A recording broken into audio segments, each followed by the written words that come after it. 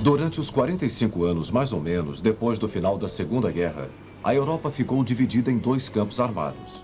Os dois treinaram bastante para uma guerra que nunca aconteceu.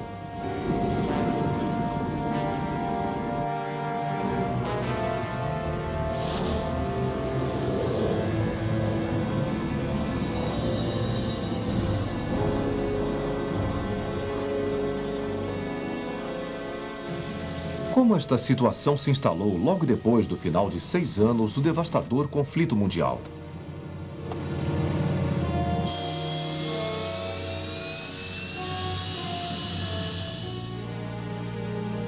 Em 1945, a maior parte da Europa, incluindo a Rússia Ocidental, estava em ruínas. O norte da África estava tomado pelos escombros da guerra.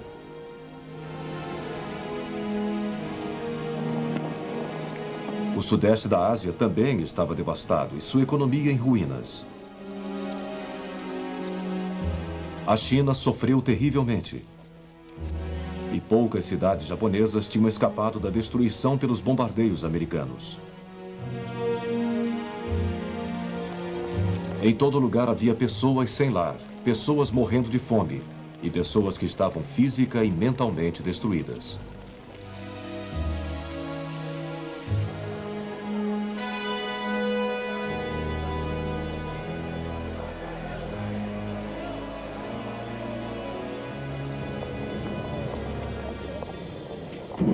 A Guerra Mundial de 1939 a 1945 tinha sido muito mais cruel que sua predecessora 25 anos antes.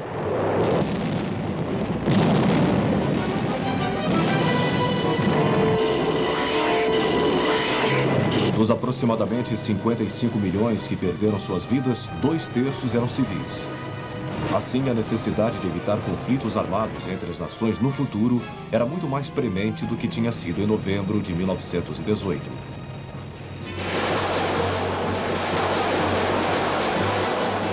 A Liga das Nações tinha sido incapaz de evitar a guerra na década de 30. Então, o que poderia ser feito agora para evitar no futuro o que poderiam ser conflitos mais destruidores?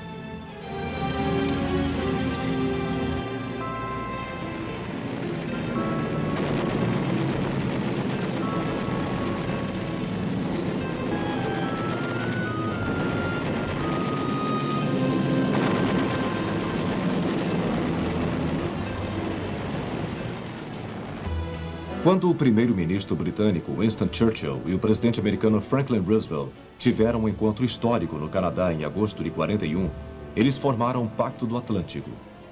Neste pacto, eles declaravam suas esperanças para uma paz que iria proporcionar a todas as nações os meios de viver em segurança dentro de suas próprias fronteiras.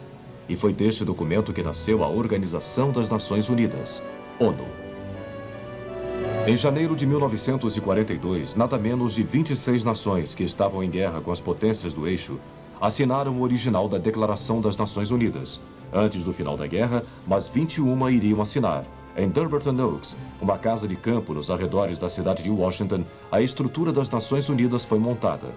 A cidade de São Francisco, na costa oeste americana, testemunhou o terceiro e último passo rumo à criação das Nações Unidas. Uma conferência de 50 nações, mais uma vez todas em guerra com as potências do eixo, se reuniu aqui em abril de 1945 para formar o Pacto das Nações Unidas, o projeto para a futura paz mundial.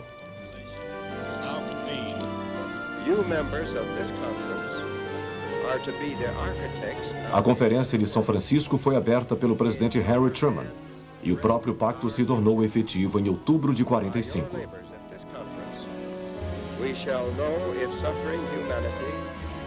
O próprio Truman resumiu a motivação fundamental das Nações Unidas. Ele disse, se não queremos morrer juntos na guerra, então temos que aprender a viver em paz.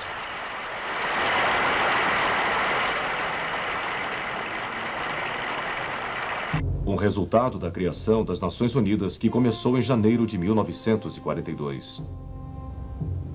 Informações sobre atrocidades nos territórios ocupados pelos países do eixo fizeram com que os governantes presentes em Londres avisassem que isso seria punido através da justiça organizada. Isso foi feito pelas Nações Unidas, cuja Comissão para Crimes de Guerra se reuniu pela primeira vez em outubro de 1943. Naquele mesmo mês, a América, a Inglaterra e a União Soviética avisaram a Alemanha que a maioria de seus criminosos de guerra seriam julgados por seus crimes.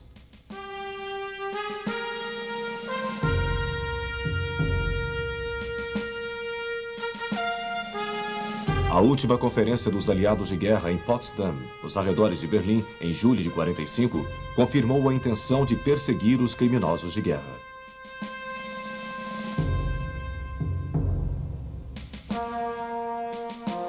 Os membros sobreviventes da hierarquia nazista foram levados para Nuremberg, no sul da Alemanha.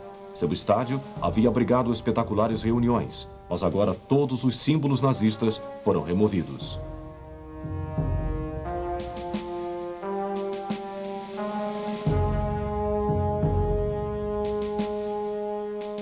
21 dos oficiais de Hitler foram julgados num tribunal militar internacional por crimes contra a paz, o que significava promover uma guerra de agressão, crimes contra a humanidade por encobrir atrocidades contra civis e crimes de guerra, que eram as violações das leis de guerra. O julgamento começou em novembro de 1945 e durou 11 meses.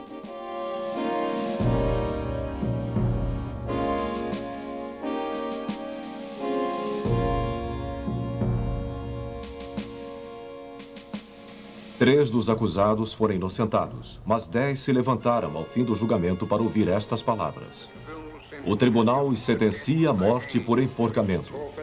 Um que escapou do nó do carrasco foi Hermann Göring, que havia sido auxiliar do Führer e também comandante em chefe da Luftwaffe.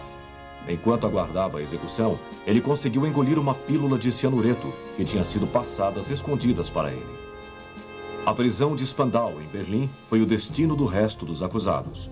Aqui, eles eram guardados sucessivamente pelas tropas das forças de ocupação. A maior pena seria de Rudolf Hess, que tinha sido auxiliar de Hitler até ele ter ido para a Escócia em maio de 1941, numa bizarra tentativa de negociar os termos da paz com a Inglaterra. Ele nunca deixaria Spandau, morrendo no que alguns disseram ser circunstâncias misteriosas em 1987. Mas as nações individualmente também tinham seus próprios julgamentos para crimes de guerra. Em muitos casos, os acusados também eram sentenciados à morte.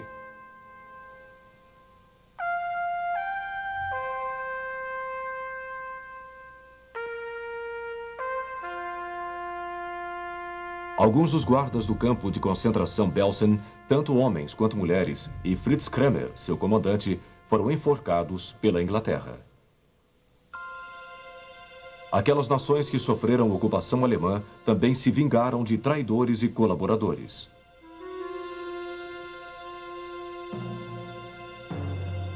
A Noruega julgou e executou Vidkun Quisling, o homem que encorajou os alemães a invadirem seu país em 1940. A França julgou e aprisionou o antigo herói nacional Marechal Henri Pétain, que tinha chefiado o governo de Vichy depois da queda da França em junho de 1940. Do outro lado do mundo, um sistema semelhante de julgamentos de crimes de guerra se estabeleceu no Japão.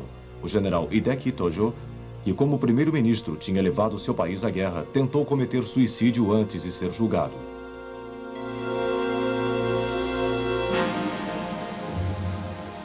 Ele foi salvo e tomou seu lugar na corte, acusado de crimes contra a paz.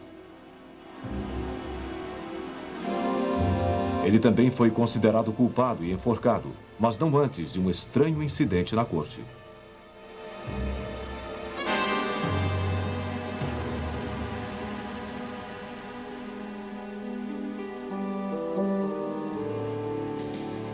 Outro que recebeu a pena de morte foi o Tigre da Malásia, o general Tomiyuki Yamashita, por crimes cometidos enquanto comandava as Filipinas durante sua libertação pelos americanos em 1944. Os julgamentos por crimes cometidos durante a guerra continuam até hoje, especialmente em Israel, onde o desejo de punir aqueles envolvidos no Holocausto permanece forte. Adolf Eichmann foi sentenciado à morte em 1961. Klaus Barbie recebeu prisão perpétua na França mais de 25 anos depois. Durante as investigações dos crimes de guerra na Europa, se tornou aparente que os russos estavam relutantes em revelar detalhes dos prisioneiros de guerra dos países do eixo que eles mantinham. Esta foi a única indicação da piora das relações entre eles e os aliados ocidentais. Na verdade, as reuniões no pós-guerra imediato das forças de ocupação da Alemanha mostraram que os russos estavam se tornando incrivelmente não cooperativos. Um dos primeiros a perceber a crescente seriedade da situação da Europa no pós-guerra foi o antigo líder britânico Winston Churchill, que no início de 1946 fez uma série de conferências nos Estados Unidos. No discurso para uma plateia, na maioria estudantes, em Fulton, no Missouri, em 5 de março, fez esta afirmação: de Stettin, no Báltico, até Trieste, no Adriático, uma cortina de ferro desceu por sobre o continente.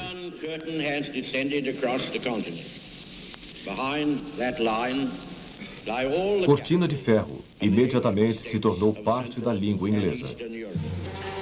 Os aliados ocidentais perceberam muito cedo que a Alemanha tinha que ser reerguida, o que significava colocar a indústria para funcionar outra vez. O principal exemplo disso foi a ressurreição da fábrica Volkswagen, criada por Hitler para produzir carros populares. O Besouro, também conhecido no Brasil como Fusca, provou ser um dos carros mais populares dos últimos 50 anos e ainda é visto nas estradas de hoje. Os russos, por outro lado, saquearam sua zona na Alemanha.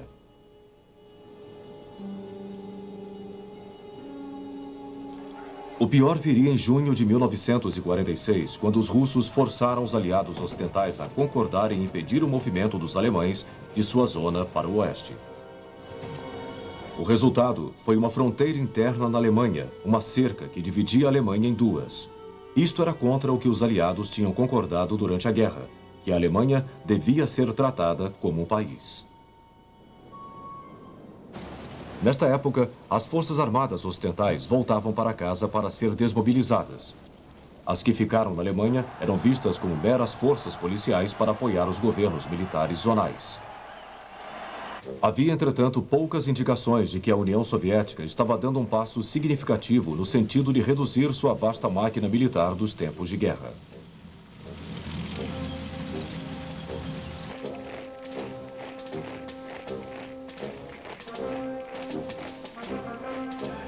Havia também sinais de uma política soviética para expandir o comunismo dentro da Europa. A Grécia já havia sofrido uma amarga guerra civil quando grupos de resistência comunista tentaram derrubar o governo logo após a retirada das forças alemãs ao final de 1944.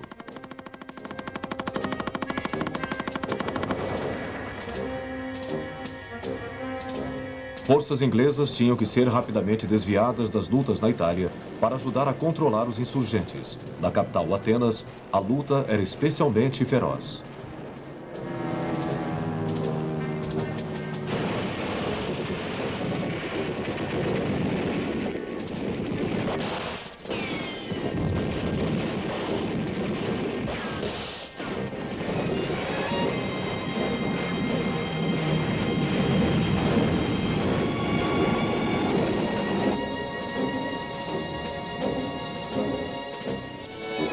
Finalmente, em janeiro de 1945, um cessar-fogo foi conseguido, mas a pedido do governo grego, as tropas inglesas permaneceram.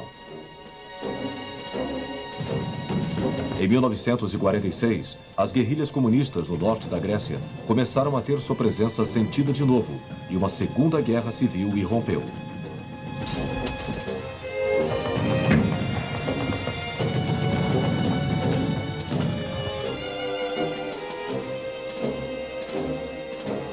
A Grécia reclamou com a ONU que as guerrilhas recebiam assistência da Bulgária, da Albânia e da Iugoslávia, todos estes com governos agora comunistas. As Nações Unidas intercederam em favor da Grécia. Na Turquia também havia muitos movimentos comunistas e suas forças armadas pouco equipadas não estavam em posição de resistir às temidas incursões feitas pela União Soviética através da sua fronteira comum.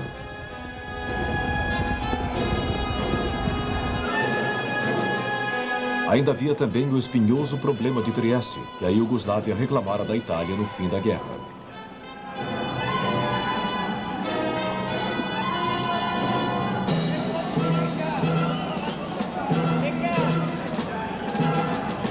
O perigo de conflito entre os iugoslavos e os aliados ocidentais foi evitado através da declaração do território livre de Trieste, policiado por tropas americanas, inglesas e iugoslavas.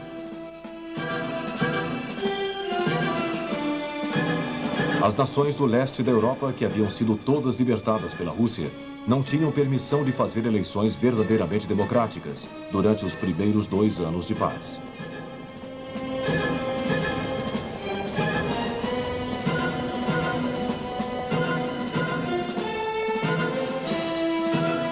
O resultado foi que governos comunistas assumiram o poder na Albânia, Polônia, Hungria, Romênia e Bulgária.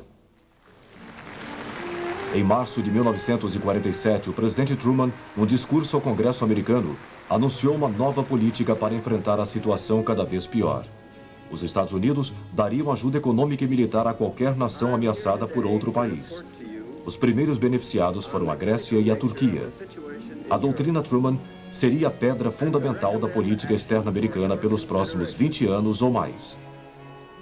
Mas a Europa Ocidental ainda estava lutando para reparar o dano, tanto físico como econômico, de 1939-45. Aos olhos americanos, foi isso que a fez vulnerável à expansão do comunismo. Consequentemente, em junho de 47, o general George C. Marshall, chefe da equipe americana na época da guerra e agora secretário de Estado, anunciou que os Estados Unidos estavam preparados para oferecer apoio econômico para ajudar os países europeus a se reerguerem. O Plano Marshall, como ficou conhecido, foi vigorosamente aceito pelos países da Europa Ocidental.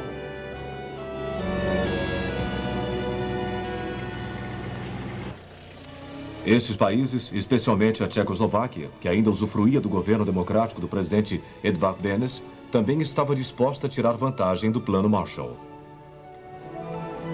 Mas Stalin se recusou a permitir isso e, em setembro de 47, anunciou a formação de sua alternativa para o Plano Marshall, o Cominform.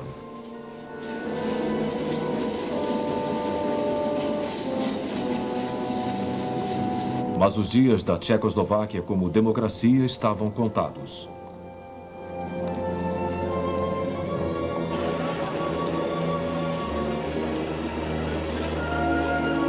Em fevereiro de 1948, os comunistas, que tinham a menor parte no governo de coalizão, conseguiram poder total, prendendo políticos de outros partidos.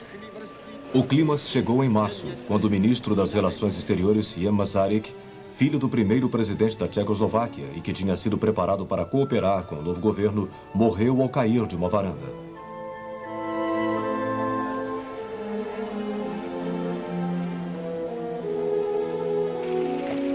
Os comunistas permitiram que ele tivesse um funeral com honras de chefe de Estado, porque ele tinha grande apoio popular, mas havia uma forte suspeita de que eles o assassinaram.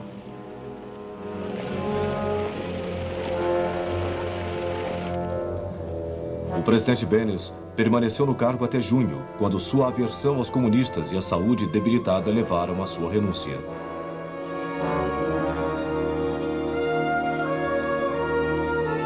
Com isso, o domínio de Stalin sobre a Europa Oriental estava completo. Stalin agora se voltava para Berlim, onde, sob a Declaração de Berlim de junho de 1945, os americanos, ingleses e franceses tinham zonas de ocupação na parte oeste da cidade. Isso trouxe a aprovação pelos aliados no tempo da guerra de que a Alemanha seria tratada como um país e teria sua capital finalmente devolvida. Em 24 de junho de 1948, os russos, sem avisar, fecharam todas as ligações terrestres, ferroviárias e fluviais das zonas aliadas na Alemanha Ocidental para Berlim.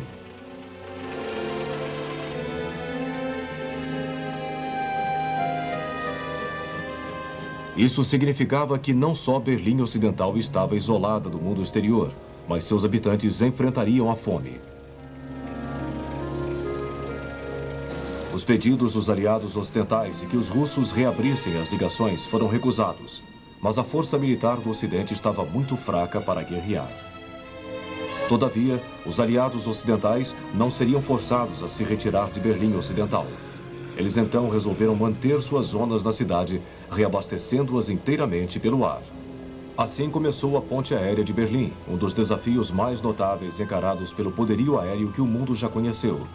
Durante quase 11 meses, a Força Aérea Americana e a RAF, a Força Aérea Britânica, fizeram voos sem escala entre os aeroportos de Gatow e Tempelhof de Berlim, que se tornaram os mais movimentados do mundo. Os aviões entregavam tudo, desde comida, passando por sabão e suprimentos médicos, até combustível líquido e, principalmente no inverno, carvão.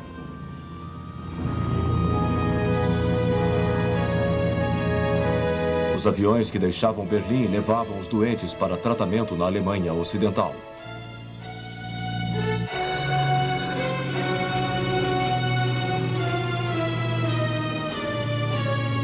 E assim o povo de Berlim Ocidental sobreviveu, mesmo tendo sido forçado a derrubar a maioria de suas árvores para transformar em combustível.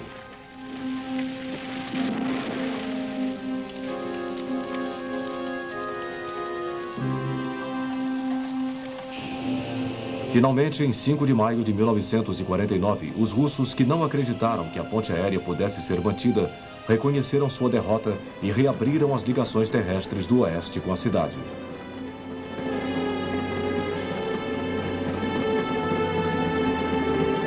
Os berlinenses ocidentais puderam respirar outra vez, mas mesmo antes da ponte aérea de Berlim, o Ocidente tinha começado a mostrar maior solidariedade. Em março de 48, as nações da Europa Ocidental tinham formado uma aliança política, econômica e militar através do Tratado de Bruxelas. 6 meses depois, a Organização de Defesa da Europa Ocidental estava sob as ordens do Marechal de Campo Montgomery, famoso comandante britânico da época da guerra. Mas a América também estava se rearmando, ou pelo menos tentando. No início de 1948, suas forças de terra, incluindo os Marines, tinham sido reduzidas a 600 mil homens. Truman queria quadruplicar este número, mas o Congresso só concordava com um recrutamento limitado, que nos próximos 2 anos receberia 300 mil homens. A verdade é que a maioria dos americanos acreditava que havia outras maneiras de garantir a segurança ocidental. Uma delas era através do poderio aéreo, especialmente os novos bombardeiros, como este possante B-36.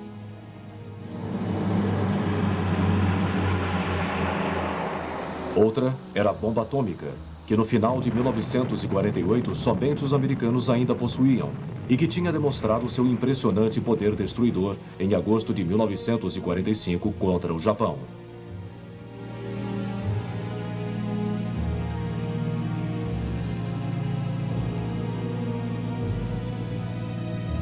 Não foi apenas a perda física que ela causou, mas queimaduras e doenças causadas pela radiação, e que os habitantes de Hiroshima e Nagasaki iriam sofrer nos anos seguintes.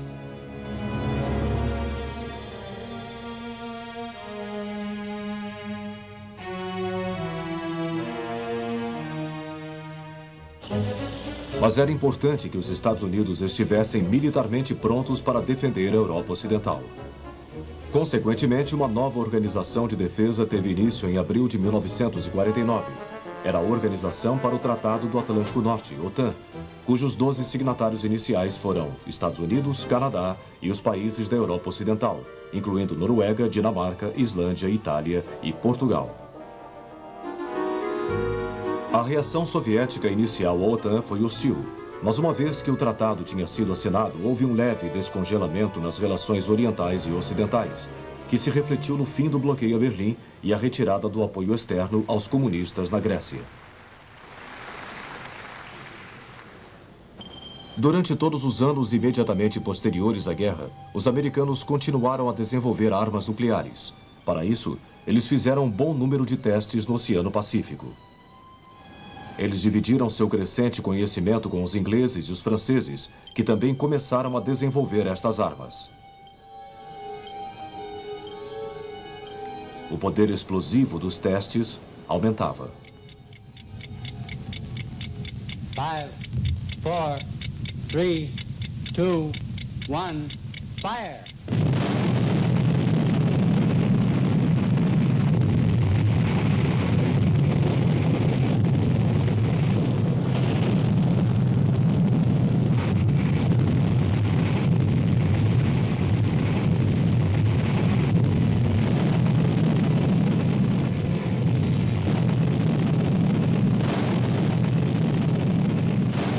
Mas em 29 de agosto de 1949, os russos realizaram com sucesso um teste com uma bomba atômica. Isso significava que a Guerra Fria agora tomaria uma nova e assustadora dimensão. Os russos foram capazes de desenvolver a bomba atômica tão rapidamente depois de 1945 porque pessoas envolvidas no programa americano de armas nucleares cederam informações secretas, em parte pela crença de que o mundo seria mais estável se os dois lados tivessem a bomba. Espiões como os Rosenbergs da América, o inglês e desertor Ken Philby e o empresário Greville Wynne, aqui visto em seu julgamento em Moscou, tornaram-se uma parte importante da Guerra Fria. Na década de 70, trocas de espiões que haviam sido apanhados aconteciam regularmente em Berlim.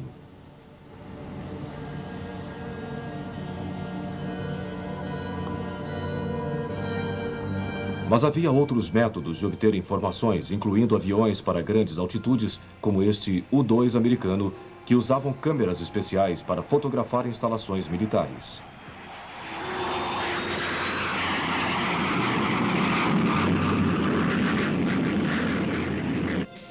Em 1957, os russos lançaram ao espaço o primeiro satélite e, na década de 70, estes começaram a suplantar os aviões espiões. Numerosos julgamentos no leste da Europa foram feitos como propaganda para expor as intenções capitalistas do bloco comunista. Nos Estados Unidos, o senador Joseph McCarthy levou a nação à histeria no início dos anos 50 com suas acusações de infiltração comunista em todos os setores.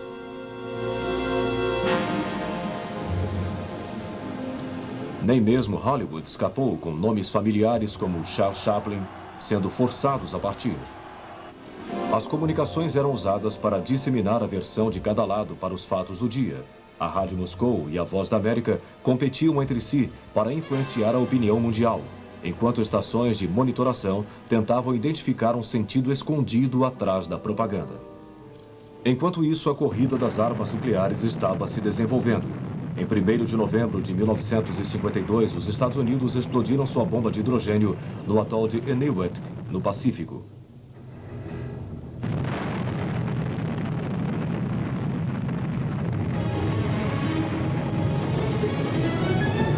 Seu poder destrutivo era muitas vezes maior do que o das bombas usadas contra o Japão em 1945. Mas o poderio militar convencional não era ignorado, com as forças militares soviéticas permanecendo fortes no leste da Europa.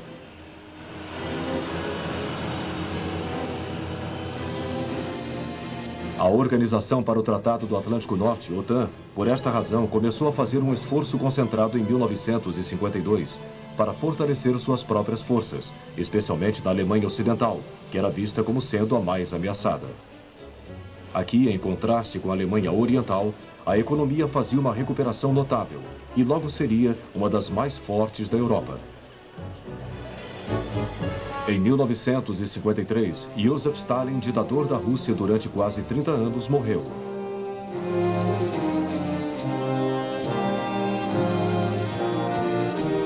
Muitos russos ficaram desolados.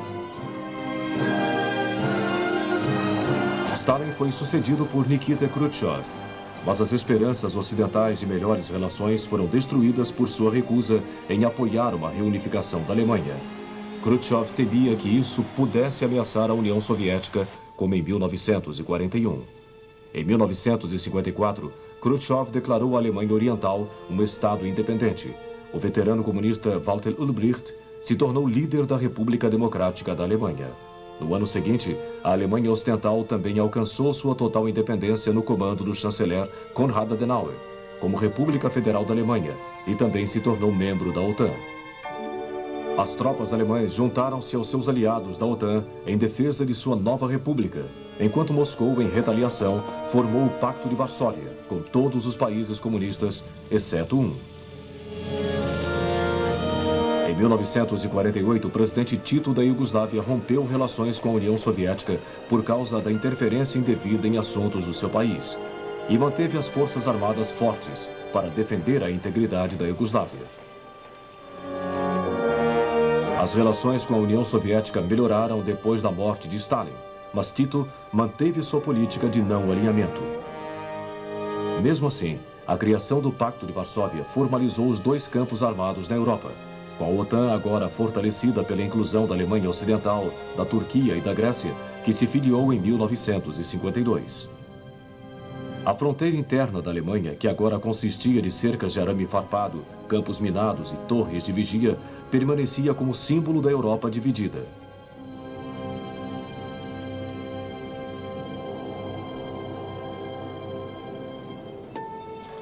Mas nas nações satélites do leste da Europa, nem todos estavam satisfeitos com a mão de ferro de Moscou. Na Hungria, os problemas iniciaram em 1956. Em 22 de outubro, sua capital, Budapeste, testemunhou um levante armado contra o governo stalinista.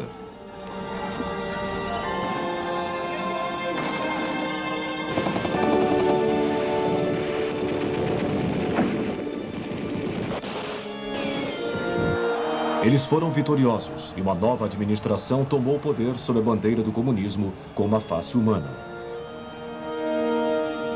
Mas em julho de 1956, o presidente Nasser, do Egito, nacionalizou o Canal de Suez. Os ingleses e franceses, seus proprietários tradicionais, juntaram a força-tarefa e ocuparam seu lado norte no início de novembro. Aproveitando-se desta crise, Moscou invadiu a Hungria com seus tanques em 1º de novembro e rapidamente abafou o movimento de libertação.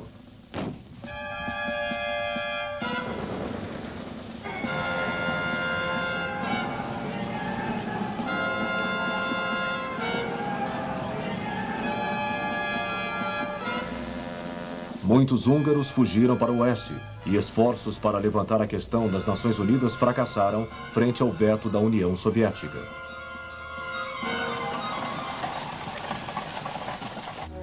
Mas apesar de Suez, havia pouco que o Ocidente pudesse fazer. Por causa de sua inferioridade em guerra convencional, a política militar da OTAN baseava-se firmemente no poder nuclear em resposta a uma agressão soviética. Mas será que o problema da Hungria em 1956 valeria o risco de uma guerra nuclear?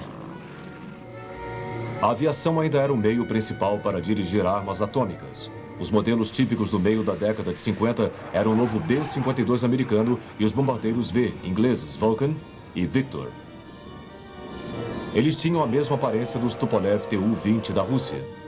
Mas os dois lados estavam desenvolvendo foguetes de longo alcance, em parte graças aos projetos dos cientistas alemães do tempo da guerra que desenvolveram o foguete V1.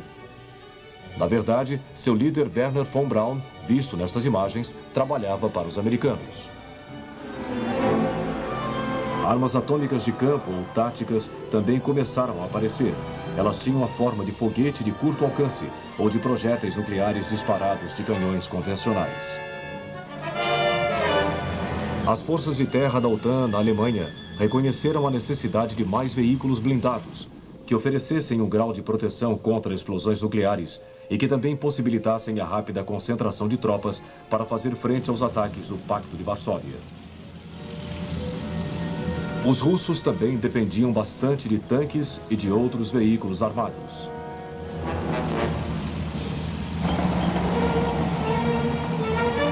Eles aplicavam muitas das táticas de Blitzkrieg, desenvolvidas entre 1942 e 1945. Na realidade, seu objetivo era alcançar o canal inglês em apenas 10 dias após cruzar a fronteira interna alemã. Inicialmente, eles viam as armas nucleares como um apoio útil à sua estratégia.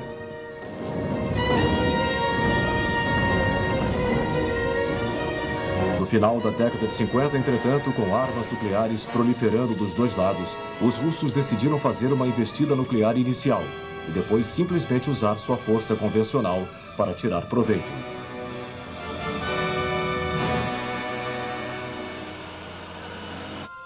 Cuba foi o cenário da primeira e mais séria crise nuclear da Guerra Fria. Em 1959, guerrilhas comunistas tinham derrubado o governo. Elas eram lideradas por Fidel Castro.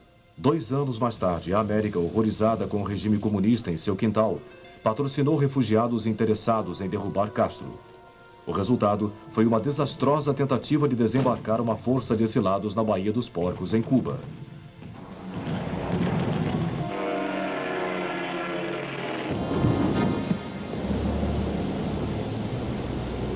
Moscou estava dando ao regime Castro uma crescente ajuda, especialmente com a artilharia. No outono de 1962, Khrushchev decidiu estabelecer uma base de foguetes nucleares em Cuba, mas o serviço secreto americano soube disso. O presidente americano John F. Kennedy agora divulgou um ultimato. Ele diria: intimo o presidente Khrushchev a suspender e eliminar esta ameaça irresponsável, clandestina e provocativa à paz mundial. O mundo reteve a respiração, temendo que a guerra nuclear estivesse bem perto. Mas Khrushchev rapidamente voltou atrás, percebendo que o armamento nuclear americano ainda era muito maior do que o seu, e os mísseis foram removidos. Cuba serviu para desmentir a política de Khrushchev, declarada em 1960 de coexistência pacífica com o Ocidente. Assim como um fato em Berlim, no dia 13 de agosto de 1961, quando os berlinenses acordaram e descobriram os guardas da fronteira da Alemanha Oriental, construindo um muro ao longo de sua fronteira com Berlim Ocidental. O livre acesso entre o lado oriental e o ocidental, que tinha conseguido sobreviver às tensões da Guerra Fria, agora não era mais possível. Muitos berlinenses orientais se aproveitaram disso para fugir para o lado ocidental.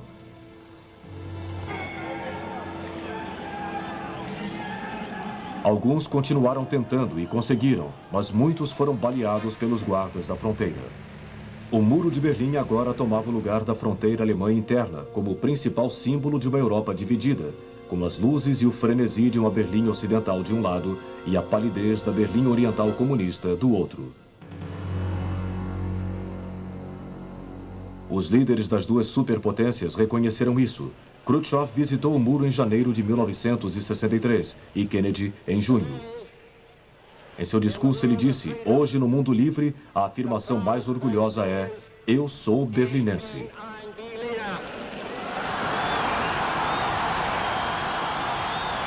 Em pouco mais de um ano, os dois desapareceriam do cenário mundial. O presidente Kennedy foi assassinado em 22 de novembro de 1963, quando visitava Dallas, no Texas, e Khrushchev foi deposto por Alexei Kosygin e Leonid Brezhnev em outubro de 1964.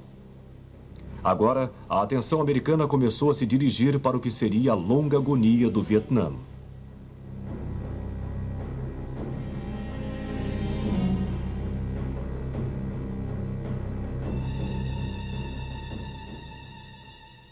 Uma nova doutrina soviética começou a evoluir e foi colocada em prática em 1968. No início daquele ano, na Tchecoslováquia, Alexander Dubček forçou o primeiro-ministro stalinista a renunciar e tomou as rédeas do poder. Esta atitude ficou conhecida como a Primavera de Praga, uma liberalização repentina no país.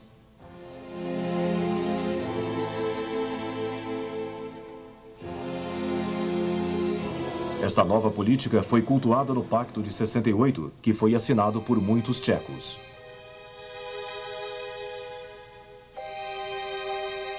O regime liberal não agradou a Moscou e o Pacto de Varsóvia iniciou manobras nas fronteiras tchecas.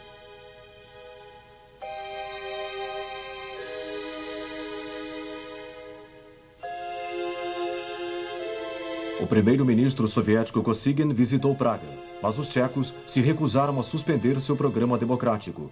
Temeroso de que esta liberalização pudesse se espalhar para outros estados do leste europeu, o premier soviético Brezhnev mandou tropas soviéticas alemãs orientais, polonesas, búlgaras e húngaras para a Tchecoslováquia em agosto.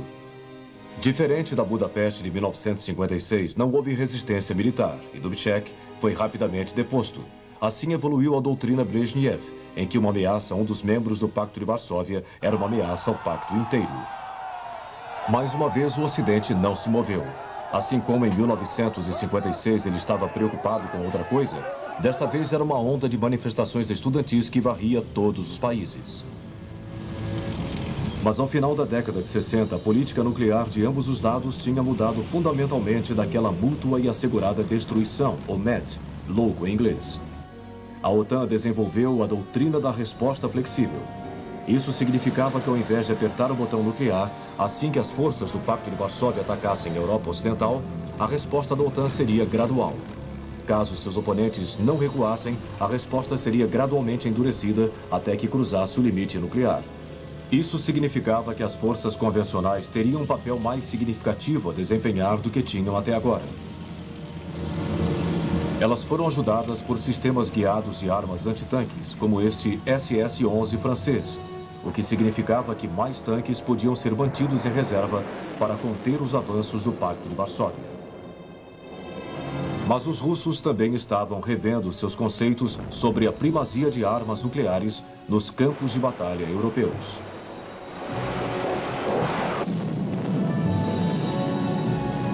Eles também perceberam a crescente sofisticação do armamento da OTAN e produziram seus próprios mísseis antitanques e helicópteros de ataque, assim como tanques mais poderosos.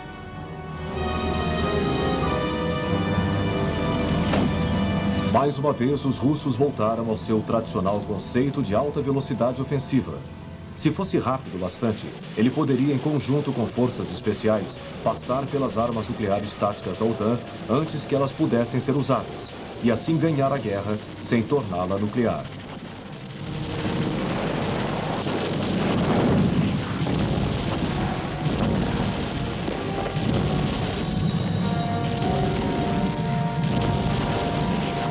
Para este fim, os russos desenvolveram o conceito de grupo operacional de manobras. Esta era uma força toda de infantaria, apoiada por helicópteros de ataque, que poderia se infiltrar profundamente nas defesas da OTAN à frente do corpo principal de ataque e romper as cadeias de comando e controle, assim como dominar posições-chave.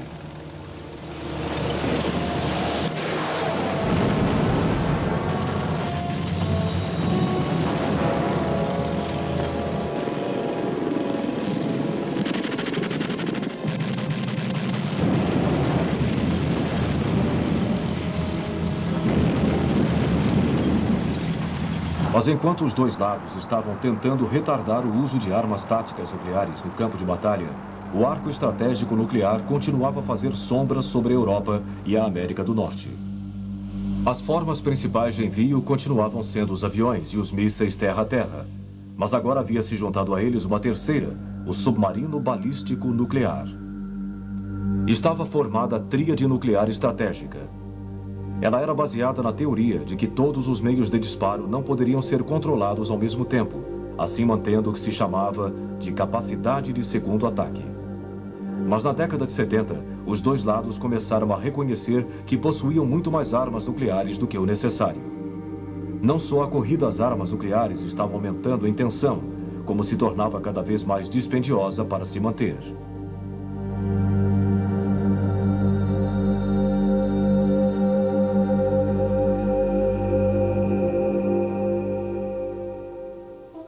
Assim, iniciaram-se as conversações para a limitação das armas estratégicas, as chamadas reuniões SALT, que duraram toda a década de 70, com Brezhnev e o presidente americano Jimmy Carter atingindo um ponto de concordância.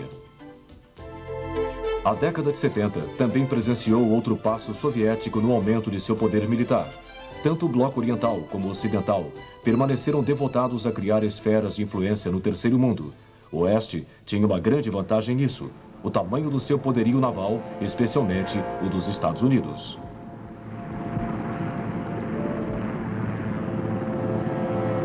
A Marinha Russa, em virtude de seu limitado acesso aos oceanos, sempre tinha tido a pior relação nas Forças Armadas.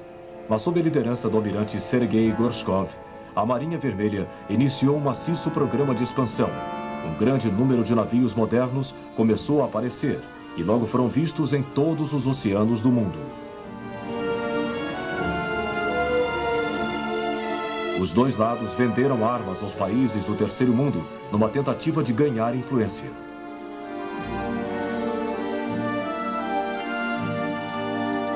Conflitos como as guerras do Oriente Médio possibilitaram que estas armas fossem testadas no campo de batalha. Uma outra maneira de ganhar influência era através de representantes de guerras. Assim, Moscou financiou o envio de um grande número de tropas cubanas para Angola na década de 70 para ajudar a retirar a presença colonial portuguesa de lá e assim estabelecer um regime marxista.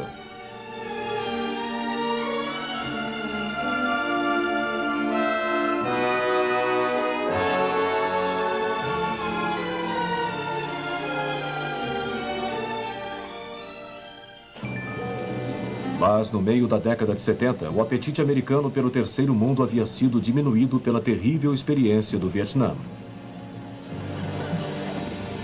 A determinação em não se envolver em futuras e desastrosas aventuras no exterior resultou numa redução nos gastos militares. Em 1979, aconteceu o cerco à embaixada dos Estados Unidos em Teherã, capital do Irã, por militantes do novo regime islâmico fundamentalista. A falha em resgatá-los fez cair a confiança dos americanos. O outro acontecimento foi a repentina invasão soviética ao Afeganistão no final de 1979 e o reconhecimento de que o Ocidente estava impotente para tomar alguma iniciativa. Mas ao final dos anos 70, dois novos líderes ocidentais chegaram ao poder, o presidente Ronald Reagan e a primeira-ministra britânica Margaret Thatcher. Conscientes dos recentes avanços soviéticos, especialmente do novo teatro de armas nucleares, eles se dedicaram à modernização de suas armas, para mais uma vez atingir a superioridade nuclear em todos os níveis. O novo teatro de armas nucleares, o míssil Cruise, de voo a baixa altitude, e o foguete Pershing II foram desenvolvidos. Reagan também começou a desenvolver o altamente sofisticado projeto Guerra nas Estrelas, um sistema antimísseis nucleares balísticos. Reagan e Thatcher mostraram sua capacidade de usar a força.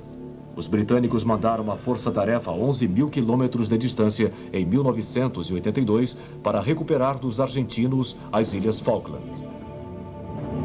Os americanos no ano seguinte foram para a ilha caribenha de Granada. As manobras da OTAN, altamente alardeadas na Alemanha, foram outro indicador deste novo e difícil cenário ocidental.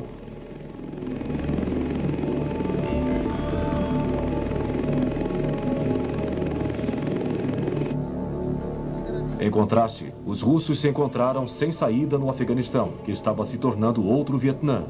Colheitas ruins aumentaram seus problemas.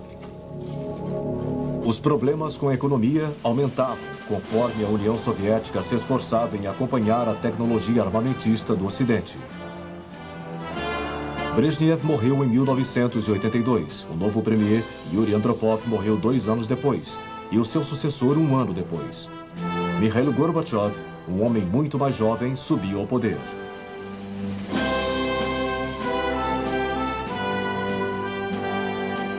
Gorbachev percebeu que os problemas da economia soviética e a crescente insatisfação no leste europeu significavam que o bloco oriental não poderia continuar mantendo a corrida armamentista.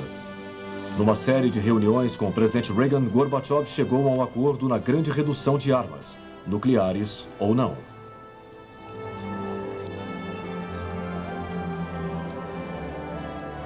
Ele também apresentou uma nova política chamada Glasnost, ou mais transparência no governo da União Soviética, combinada com uma crescente liberalização.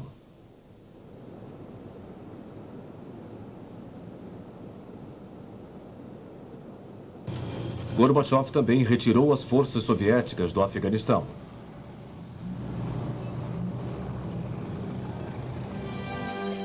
Mas a Europa Oriental não seguiu, mantendo governos comunistas de linha dura, especialmente na Alemanha Oriental.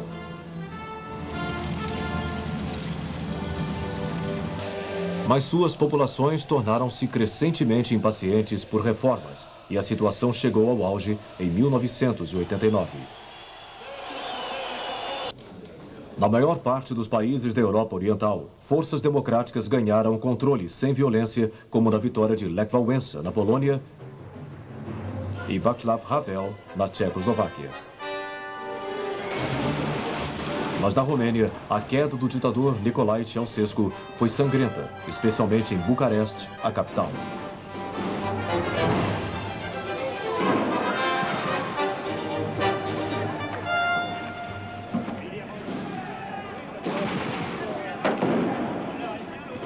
Na Alemanha Oriental, um crescente número de refugiados entrava na Alemanha Ocidental através da Hungria e da Áustria. Incapaz de controlar o êxodo, o presidente Erich Honecker renunciou, mas os acontecimentos haviam ido longe demais para que seu sucessor retomasse o controle. Em 9 de novembro de 1989, o governo da Alemanha Oriental concordou em liberar o acesso entre Berlim Oriental e Ocidental.